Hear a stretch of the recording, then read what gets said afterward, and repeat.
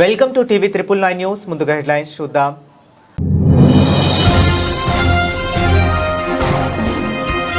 ఇరాన్తో చర్చలు విఫలం.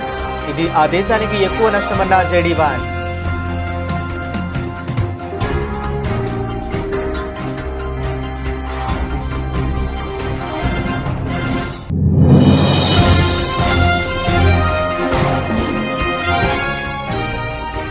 బెంగాల్లో గెలిస్తే ఉమ్మడి పౌరస్మృతి అమలు చేస్తాం ప్రకటించిన ప్రధాని మోదీ.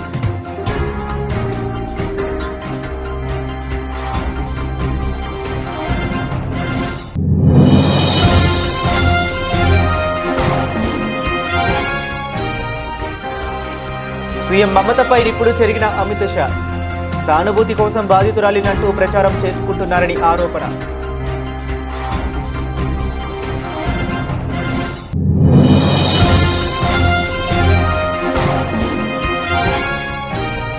భారత యువత తమ శక్తిని ఆవిష్కరణలతో వ్యవసాయ రంగంలోకి మళ్లించాలి పిలుపునిచ్చిన రక్షణ మంత్రి రాజ్నాథ్ సింగ్.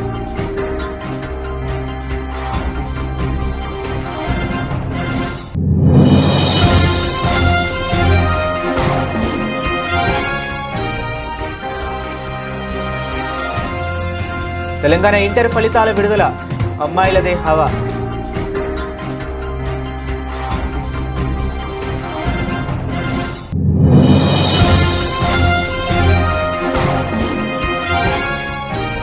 రాష్ట్రంలో 20 లక్షల సోలార్ రూట్ మ్యాప్ల ఏర్పాటే లక్ష్యంగా ప్రభుత్వం ముందుకు సాగుతుంది వెల్లడించిన మంత్రి గొట్టిపాటి రవికుమార్.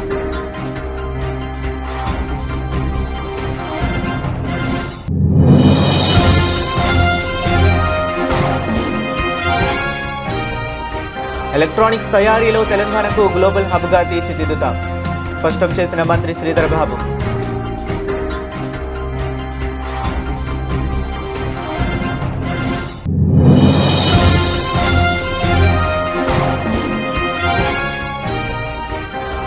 ఎన్నికలు ఎప్పుడు వచ్చినా రికార్డు మెజారిటీతో వైఎస్ఆర్సీపీ గెలుపు తథ్యం ధీమా వ్యక్తం చేసిన ఎమ్మెల్సీ లేళ్ల అప్పిరెడ్డి.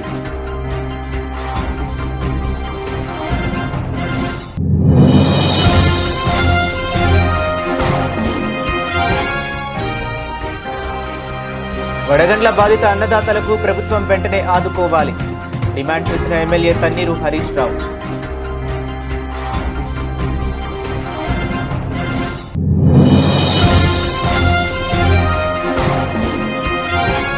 మహిళలను వేధించడానికే కూటమి ప్రభుత్వం అంటూ ఆగ్రహం వ్యక్తం చేసిన కాకాని పూజిత. అధికార మండతో బరితెగిస్తున్నారని ఆరోపణ.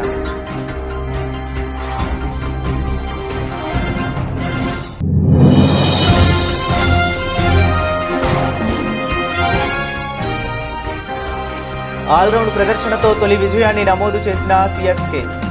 ఢిల్లీ క్యాపిటల్స్ పై 23 పరుగుల తేడాతో ఘన విజయం.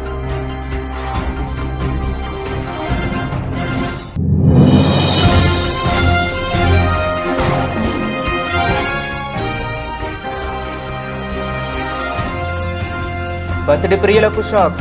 పెరుగుతున్న బంగారం ధరలు స్థిరంగా వెండి.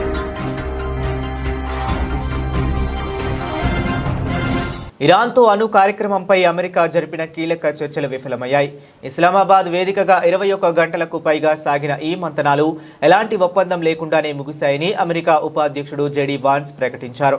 అమెరికా పెట్టిన షరతులను టెహ్రాన్ తిరస్కరించడమే ఇందుకు కారణమని, ఇది అమెరికా కంటే ఇరాన్కే ఎక్కువ నష్టమని ఆయన హెచ్చరించారు.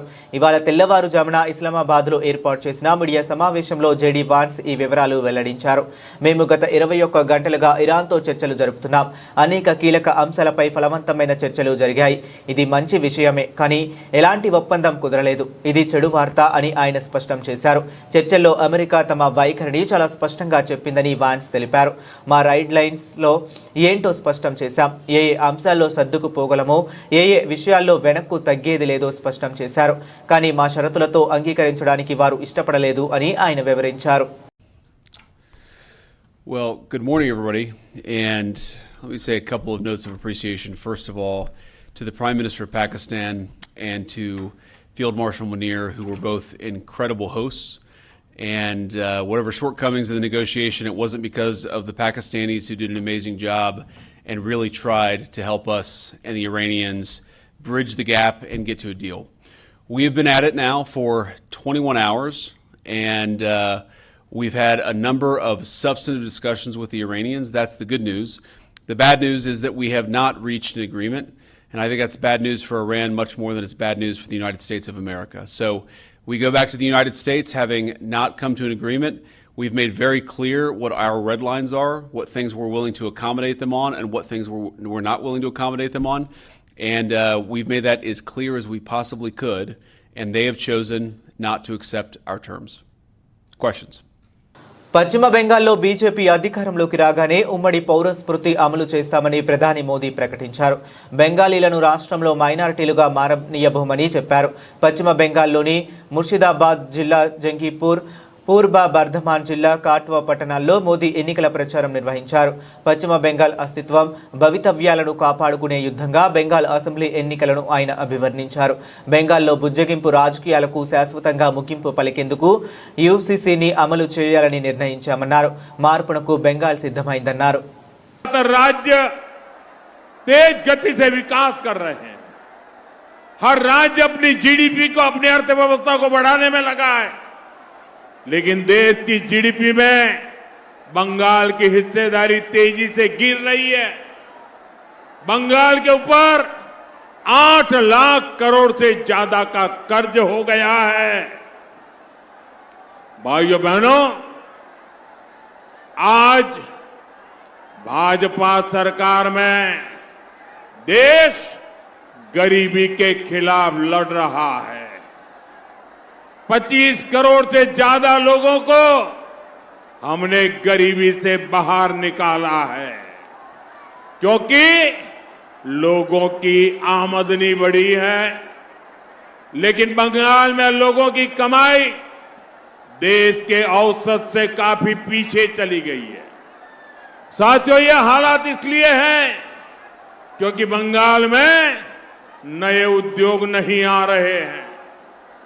टीएमसी का कट कमीशन, करप्शन और सिंडिकेट, इसके कारण हजारों कंपनियां बंगाल छोड़कर चली गई है.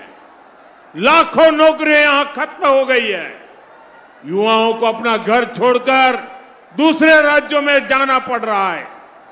साथियों, बंगाल का युवा रोजगार की तलाश में उधर उधर भटकता है और टीएमसी नेताओं के ठिकानों से करोड़ों रुपए बरामद होते हैं.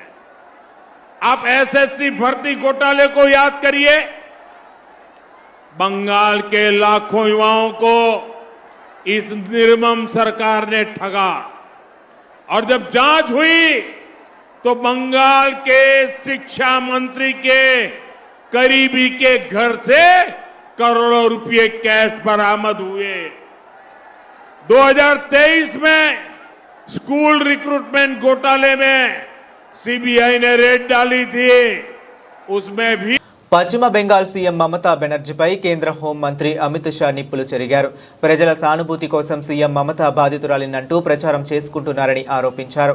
టీఎంసీ 15 ఏళ్ల పాలనతో రాష్ట్రం ఆర్థికంగా, శాంతి భద్రతల విషయంలో పూర్తిగా దిగజారిపోయిందని విమర్శించారు. అమిత్ షా బంకూరా, పురూలియా జిల్లాలో బీజేపీ ఎన్నికల ర్యాలీలో ప్రసంగించారు. బీజేపీకి అధికారం ఇస్తే టీఎంసీ సిండికేట్ పాలనకు ముగింపు తప్పదన్నారు. మహిళలకు అన్ని వేళలా రక్షణ కల్పిస్తామని అన్యాయానికి గురవుతున్న మహిళలకు తెలిపారు. న్యాయం చేకూరుస్తామని హామీ ఇచ్చారు. नरेंद्र मोदी जी के नेतृत्व में काम करें, मगर बंगाल के अंदर विकसित बंगाल छोड़िए, यहां की बेटियां भय से जी रही हैं. संदेश खाली के अंदर तृणमूल कांग्रेस का घुसपैठिया नेता हमारी माताओं का, बहनों का शोषण करता रहा सालों तक. चूंकि वो तृणमूल कांग्रेस का था, ममता बनर्जी ने उसको हाथ नहीं लगाया. आरजी कर, Durgapur medical college, south Calcutta law college, अनेक संस्थाओं में हमारी बच्चियों पर बलात्कार किए गए, और ममता दीदी बेशर्म होकर कहती है रात को 7 बजे के बाद महिलाओं को बाहर क्यों जाना चाहिए? अरे ममता दीदी, आपका टाइम हो गया, अब समाप्त।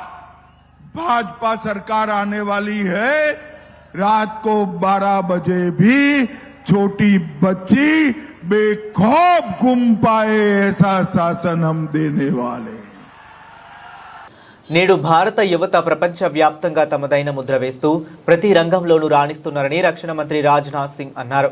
ఈ శక్తిని, ఆవిష్కరణలను వ్యవసాయ రంగంలోకి మళ్లించాల్సిన సమయం వచ్చిందని రాజ్నాథ్ సింగ్ పేర్కొన్నారు. ఇక యువత భాగస్వామ్యం రైతుల ఆదాయాలను పెంచడమే కాకుండా దేశ ఆర్థిక వ్యవస్థను కూడా బలోపేతం చేస్తుందని ఆశాభావం వ్యక్తం చేశారు. और इनोवेशन में उसका योगदान इस समय भारत में जो है आपको जानकर खुशी होगी, उसकी सराहना केवल भारत में ही नहीं हो रही है बल्कि सारे विश्व में हो रही है। और यह गर्व की बात है कि भारतीय हमारा नौजवान वैश्विक स्तर पर अब अपनी पहचान बना रहा है। लेकिन यह भी आवश्यक है, जितना ध्यान सर्विस, स्पेस और अन्य क्षेत्रों पर दिया जा रहा है, उतना ही कृषि क्षेत्र पर भी दिया जाना चाहिए। अक्सर खेतों की पारंपरिक और कठिन कार्य खेतों में काम करना यह समझा जाता है, जबकि आज इसे आधुनिक तकनीकों के माध्यम से अधिक सरल और लाभकारी बनाया जा सकता है। इसमें भी कहीं दो मत नहीं है। साथियों, युवाओं के पास, नौजवानों के पास ज्ञान भी है, ऊर्जा भी है और इनोवेशन यानी नवाचार करने की क्षमता भी है, जिसमें कृषि की ओर भी मोड़ने की आवश्यकता है, इसे कृषि की ओर भी मोड़ने की आवश्यकता है। ड्रोन हो, सेंसर हो, मोबाइल तकनीक के जरिए खेती को स्मार्ट बनाया जा सकता है। आजकल खेती के कामों में ड्रोन का उपयोग किस तरीके से हो रहा है, प्रत्यक्ष आपने अपनी आंखों से देखा होगा, न देखा होगा, एक डेमोन्स्ट्रेशन के रूप में यहां आपको देखने को मिलेगा। जैसे मिट्टी के नमी की जानकारी, मौसम का पूर्वानुमान और फसलों की निगरानी तकनीक के सहारे की जा सकती है, यानी टेक्नोलॉजी के सहारे की जा सकती है।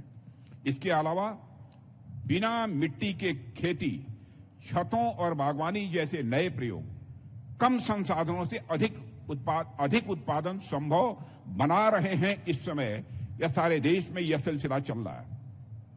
मेरे किसान भाइयों, खाद्य प्रसंस्करण, फूड प्रोसेसिंग भी मैं मानता हूं एक महत्वपूर्ण क्षेत्र है।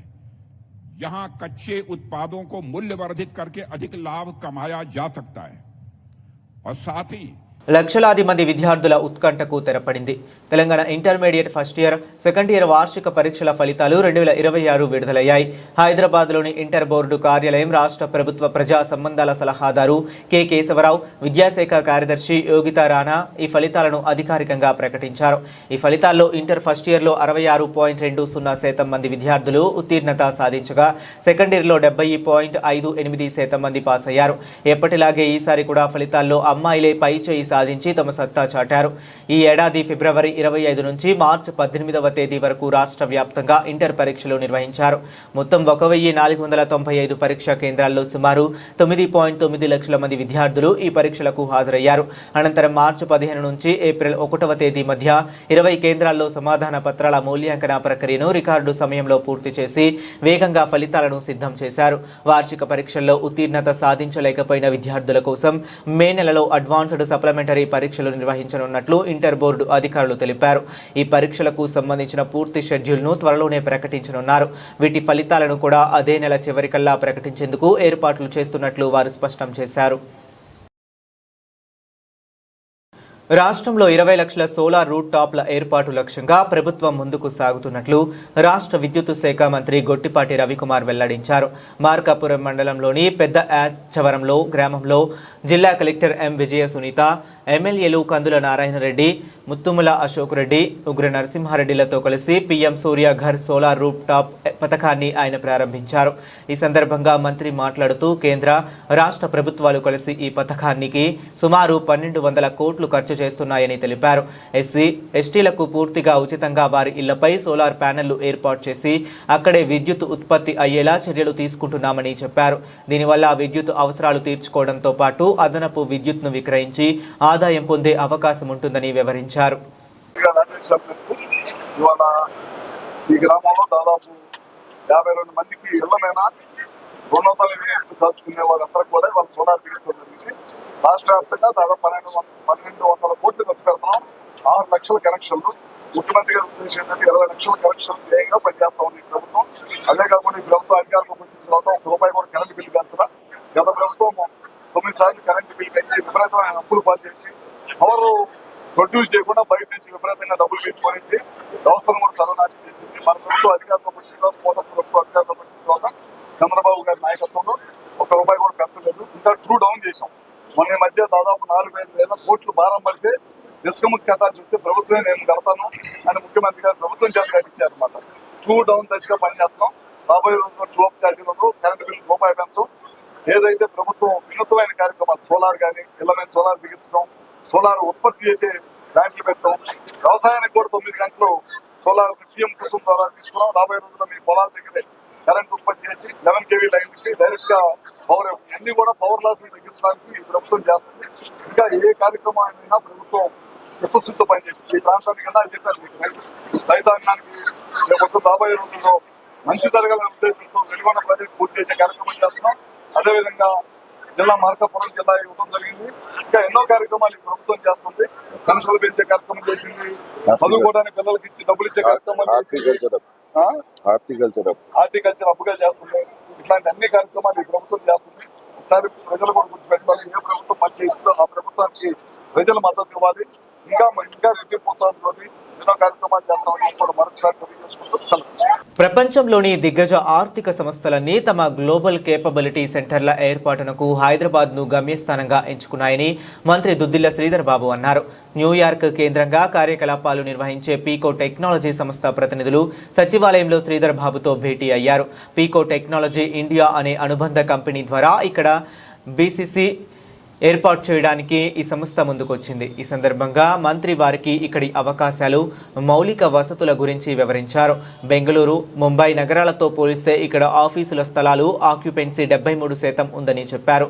ఇటుకోటి టెలివిజన్ యూనిట్ల ఉత్పత్తి మైలురాయిని చేరుకున్న హైదరాబాద్కు చెందిన Radiant appliances and electronics private limited ప్రతినిధుల్ని శ్రీధర్ బాబు సచివాలయంలో ప్రత్యేకంగా అభినందించారు. ఈ సందర్భంగా మంత్రి మాట్లాడుతూ ఎలక్ట్రానిక్స్ తయారీలో గ్లోబల్ హబ్గా తెలంగాణను తీర్చిదిద్దాలని తమ ప్రభుత్వ సంకల్పమన్నారు.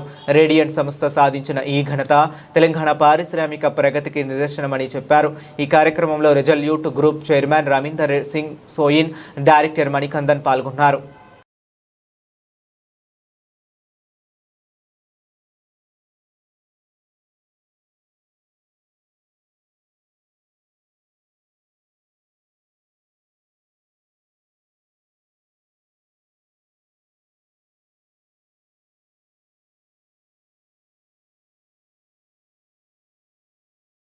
చంద్రబాబు ప్రభుత్వంలో జరుగుతున్న అన్యాయాలు, అక్రమాలపై ప్రభుత్వం నుంచి సమాచారం తీసుకోవడంలో మీరంతా ప్రధాన భూమిక పోషించాలని పార్టీ శ్రేణులకు ఎమ్మెల్సీ వైఎస్ఆర్సీపీ ప్రధాన కార్యదర్శి లేళ్ల అప్పిరెడ్డి సూచించారు.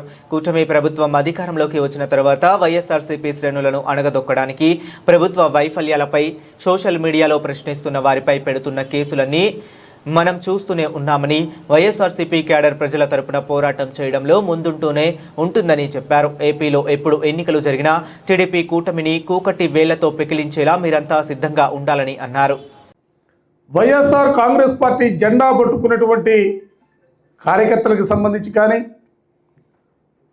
లేకపోతే వైఎస్ఆర్ వాణిని, పార్టీ వాణిని తమ గొంతుల ద్వారా వినిపించే పరిస్థితుల్లో ఆ గొంతుల్ని నొక్కివేయటానికి చేస్తున్నటువంటి పరిస్థితులు కానీ, అదేవిధంగా సోషల్ మీడియాలో ఏ చిన్న పోస్టు పెట్టినప్పుడు కూడా ఆ పోస్టు పెట్టినటువంటి వ్యక్తుల్ని నెలల తరబడిగా జైల్లో పెట్టినటువంటి రాష్ట్రంలో ఎవరు వైఎస్ఆర్ కాంగ్రెస్ పార్టీ నాయకులు అనండి, కార్యకర్తలు అనండి, ఎవరైతే కీలకంగా ఉన్నారో ఆ కీలకంగా ఉన్నటువంటి వ్యక్తులందరిపైన ఇబ్బందులు పెట్టే పరిస్థితులు ఇవాళ కనిపిస్తున్నటువంటి పరిస్థితులు తోటా కన్నా కూడా అక్షరం బలమైందని నమ్మినటువంటి వ్యక్తులుగా వైఎస్ఆర్ కాంగ్రెస్ పార్టీ ముందుకు సాగుతూ ఉంది.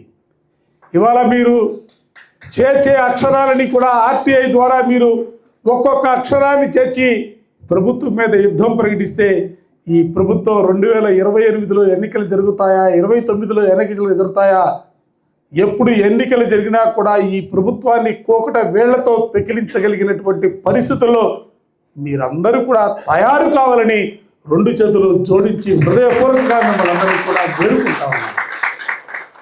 రాష్ట్ర ప్రభుత్వం రైతులను చిన్నచూపు చూస్తున్నదని మాజీ మంత్రి సిద్దిపేట ఎమ్మెల్యే తన్నీరు హరీష్ రావు ఆరోపించారు. సకాలంలో కొనుగోలు కేంద్రాలు ఏర్పాటు చేయకపోతే రైతులు తమ పంటను ఎక్కడ అమ్ముకోవాలో ప్రశ్నించారు. ప్రభుత్వ కొనుగోలు కేంద్రాలు లేక రైతులు బయట అమ్ముకొని ఆర్థికంగా తీవ్రంగా నష్టపోతున్నారని ఆందోళన వ్యక్తం చేశారు. సిద్దిపేట జిల్లా కేంద్రంలోని వ్యవసాయ మార్కెట్ యార్డును హరీష్ రావు సందర్శించారు. పొద్దుతిరుగుడు మొక్కజొన్న పంటను 4 రోజులుగా కొనుగోలు చేయటం లేదని ఈ సందర్భంగా రైతులు హరీష్ రావు ఎదుట వాపోయారు. వెంటనే హరీష్ రావు అధికారులను ఫోన్ చేసి దిగుబడులు కొనుగోలు చేయకపోవడంపై మండిపడ్డారు. వెంటనే ఈ మార్కెట్ యార్డును సందర్శించి సమస్యను పరిష్కరించాలని ఆదేశించారు. రాష్ట్ర వ్యాప్తంగా ప్రభుత్వ నిర్లక్ష్యం వల్ల మొక్కజొన్న పండించిన రైతులు, అదేవిధంగా సన్ఫ్లవర్ పండించిన రైతులు, జొన్న పంట పండించిన రైతులు చాలా ఇబ్బంది పడతా ఉన్నారు. ప్రభుత్వం రైతులంటే ఒక చిన్న చూపు, రైతుల పట్ల ఈ ప్రభుత్వానికి నిర్లక్ష్య వైఖరి కనబడతా ఉంది. సకాలంలో ఎరువులు ఇవ్వదు, సకాలంలో రైతు బంధు ఇవ్వదు, సకాలంలో విత్తనాలు ఇవ్వదు, కనీసం 6 కాలం కష్టపడి పండించిన పంట కొనడంలో కూడా ఈ ప్రభుత్వం నిర్లక్ష్యం వహిస్తూ ఉంది. ఈరోజు రైతులు నాకు ఫోన్ చేస్తే మార్కెట్ యార్డుకు సందర్శన కోసం రావడం జరిగింది. 3 రోజుల నుంచి సన్ఫ్లవర్ కొనుగోళ్లు ఆగిపోయినాయి. ఏమైంది సన్ఫ్లవర్ కొనట్లేదు అంటే కోట అయిపోయింది అంటున్నారు. మొక్కజొన్న కొనుగోలు 4 రోజుల నుంచి జరుగుతలేదు. ఏమైంది అంటే సంచులు లేవు, అమాలీ ప్రాబ్లం అంటున్నారు.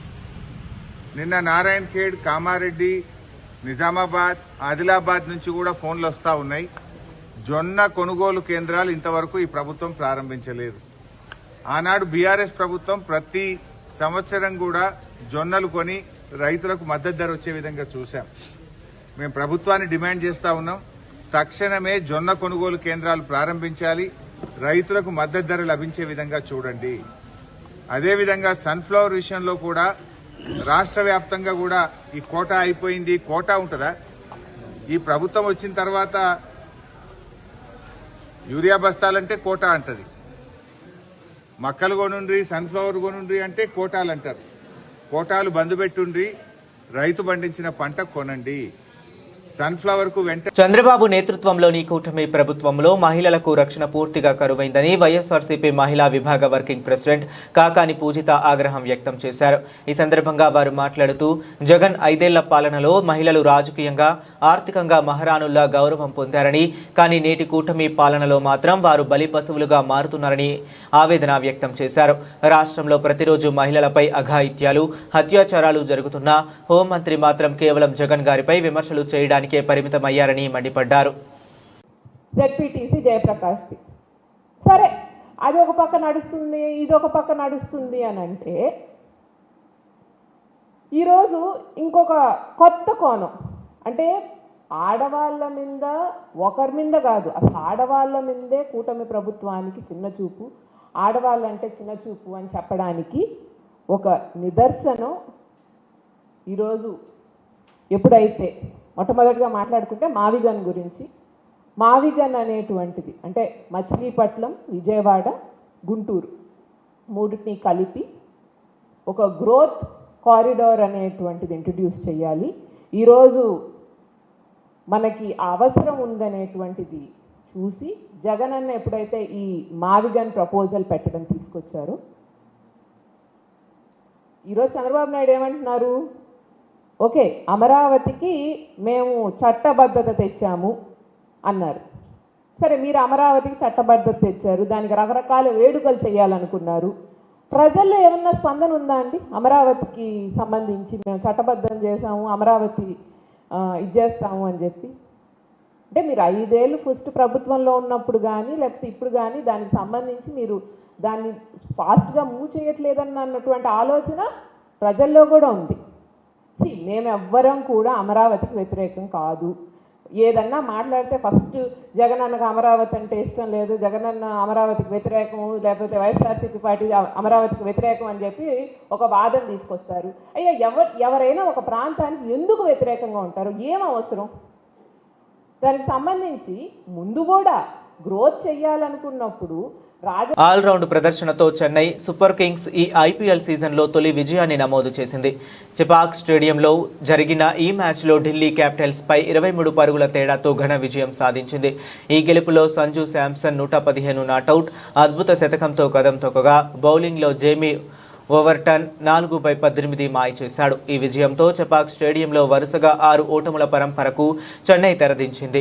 మొదట బ్యాటింగ్ చేసిన చెన్నై సూపర్ కింగ్స్ నిర్ణీత 20 ఓవర్లలో 2 వికెట్ల నష్టానికి 212 పరుగుల భారీ స్కోర్ చేసింది. భారత టీ20 ప్రపంచ కప్ హీరో సంజు శాంసన్ ఆకాశమే హద్దుగా చెలరేగాడు.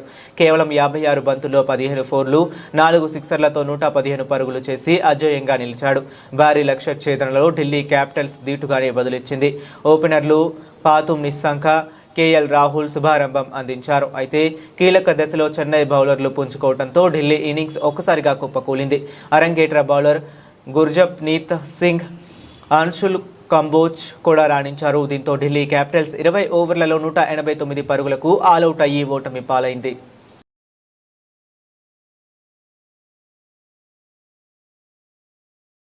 భారత్లో గత 2 రోజులుగా బంగారం ధరలో ఓ మోస్తరు పెరుగుదల కనిపించింది.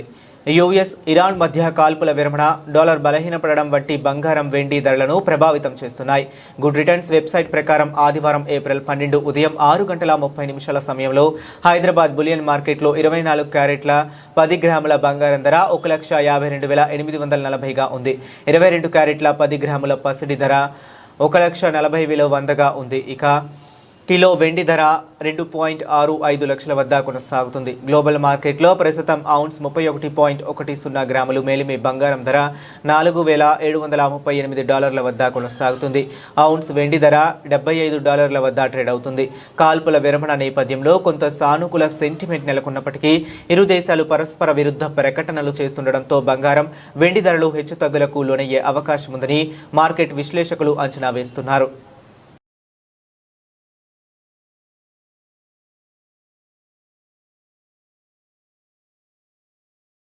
బులెటిన్ ముగించే ముందు మరొకసారి హెడ్లైన్స్ చూద్దాం.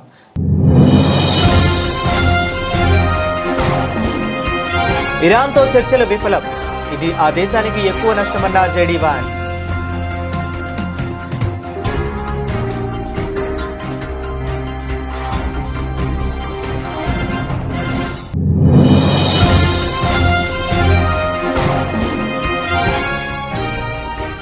బెంగాల్లో గెలిస్తే ఉమ్మడి పౌరస్మృతి అమలు చేస్తాం, ప్రకటించిన ప్రధాని మోదీ.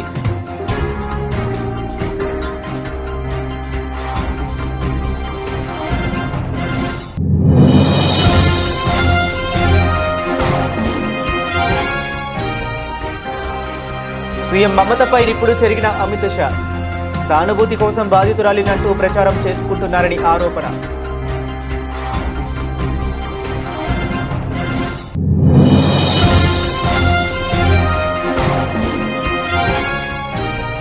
భారత యువత తమ శక్తిని ఆవిష్కరణలతో వ్యవసాయ రంగంలోకి మళ్లించాలి, పిలుపునిచ్చిన రక్షణ మంత్రి రాజ్నాథ్ సింగ్.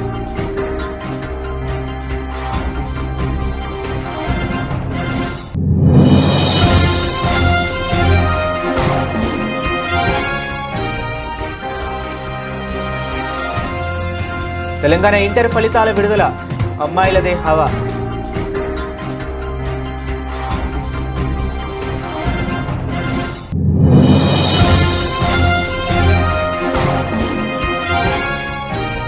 రాష్ట్రంలో 20 లక్షల సోలార్ రూట్ మ్యాప్ల ఏర్పాటే లక్ష్యంగా ప్రభుత్వం ముందుకు సాగుతుంది, వెల్లడించిన మంత్రి గొట్టిపాటి రవికుమార్.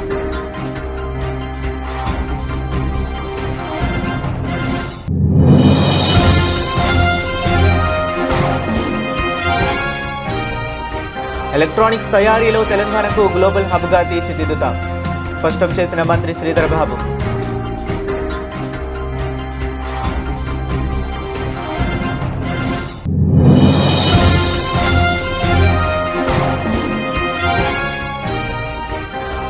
ఎన్నికలు ఎప్పుడు వచ్చినా రికార్డు మెజారిటీతో వైఎస్ఆర్సీపీ గెలుపు తథ్యం, ధీమా వ్యక్తం చేసిన ఎమ్మెల్సీ లేళ్ల అప్పిరెడ్డి.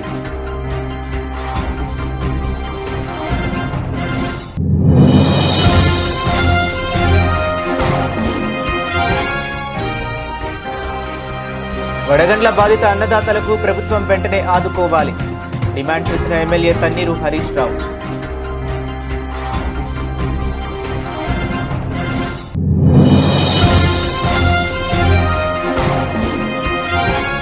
మహిళలను వేధించడానికే కూటమి ప్రభుత్వం అంటూ ఆగ్రహం వ్యక్తం చేసిన కాకాని పూజిత. అధికార మండతో బరితెగిస్తున్నారని ఆరోపణ.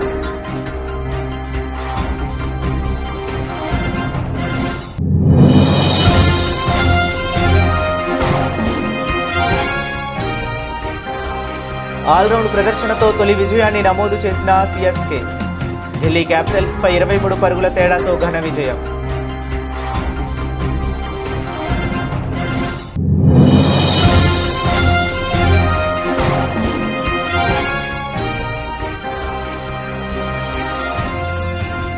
పసిడి ప్రియులకు షాక్. పెరుగుతున్న బంగారం ధరలు, స్థిరంగా వెండి. ఇవి ఇప్పటి వరకు ఉన్న అప్డేట్స్. మరిన్ని అప్డేట్స్ కోసం కీప్ వాచింగ్.